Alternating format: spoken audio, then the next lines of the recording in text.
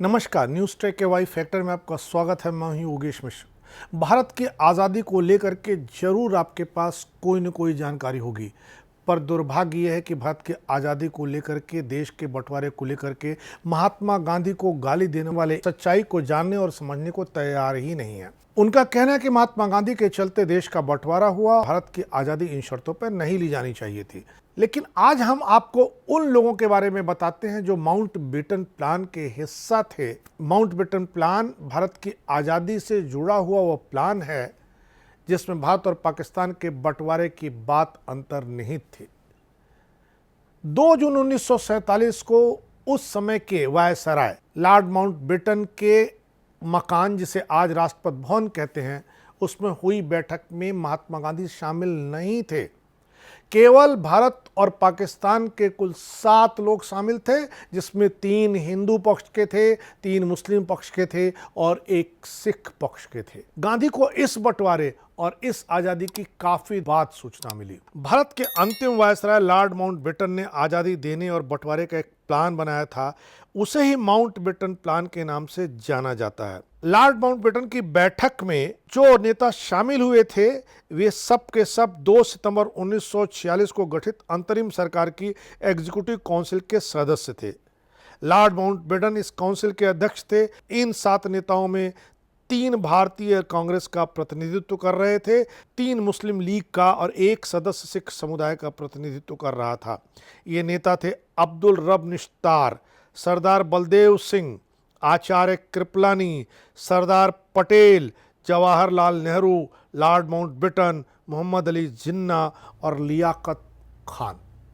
आप देखिए ना, इसमें कहीं महात्मा गांधी का नाम है क्या? महात्मा गांधी क्या अंतरिम सरकार में कहीं थे क्या? अब जानते हैं कि जो नेता कांग्रेस की तरफ से शरीक हुए, जो मुस्लिम लीग की तरफ से और जो सिख समुदाय का प्रतिनिधित्व कर रहे थे, वो कौन लोग थे? जवाहरलाल नेहरू भारत की अंतरिम सरकार के तत्कालीन उपराष्ट्रपति और विदेश मामलों के सदस्य थे। अन्य 2 कांग्रेसी जो थे वो अंतरिम सरकार में गृह मामलों के सदस्य सरदार पटेल तथा कांग्रेस के तत्कालीन अध्यक्ष आचार्य JB कृपलानी थे। मुस्लिम लीग के अध्यक्ष मोहम्मद अली जिन्ना थे।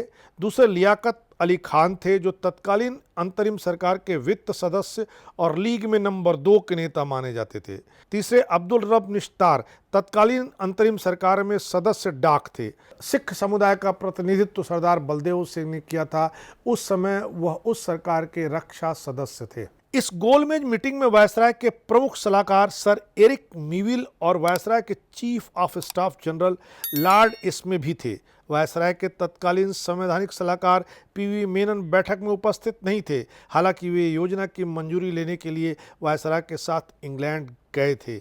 इसी मीटिंग में वायसराय लॉर्ड माउंटबेटन ने भारतीय नेताओं के समक्ष भारत के विभाजन और स्वतंत्रता की ऐतिहासिक योजना की घोषणा की। माउंटबेटन यह योजना 2 दिन पहले 30 मई 1947 को लंदन से पास करा के लाए थे।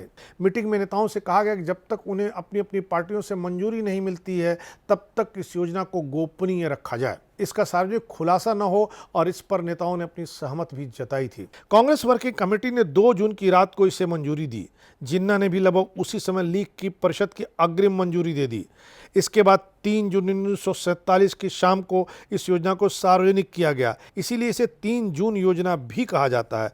माउंटबेटन, नेहरू, जिन्ना और बलदेव सिंह ने इस क्रम में ऑल इंडिया रेडियो पर क्रमवार बात की। वायसराय ने 2 जून 1947 को महात्मा गांधी से अलग मुलाकात की और इन नेताओं के बाद मुलाकात हुई। वह दिन सोमवार था। सोमवार को महात्मा गांधी मौन व्रत रहा करते थे। लॉर्ड माउंटबेटन ने गांधी से पूछा, मुझे आशा है कि आप मेरी योजना का विरोध नहीं करेंगे। गांधी ने मौन दिवस पर कागज के एक टुकड़े पर लिख दिया, क्यों, मैंने कभी आपका विरोध किया है? इत्तेफाक की बात है कि बंटवारे की योजना को जिन नेताओं ने मंजूरी दी वे पाकिस्तान वाले इलाके का प्रतिनिधित्व ही नहीं करते थे। जिन्ना मुंबई के थे और लियाकत अली खान उत्तर प्रदेश से आते थे। सिर्फ अब्दुल रब निश्तार को पाकिस्तान के क्षेत्र का कहा जा सकता है, लेकिन वह भी नॉर्थ वेस्ट फ्रंटियर प्रोविंस के एक छोटे नेता ही थे।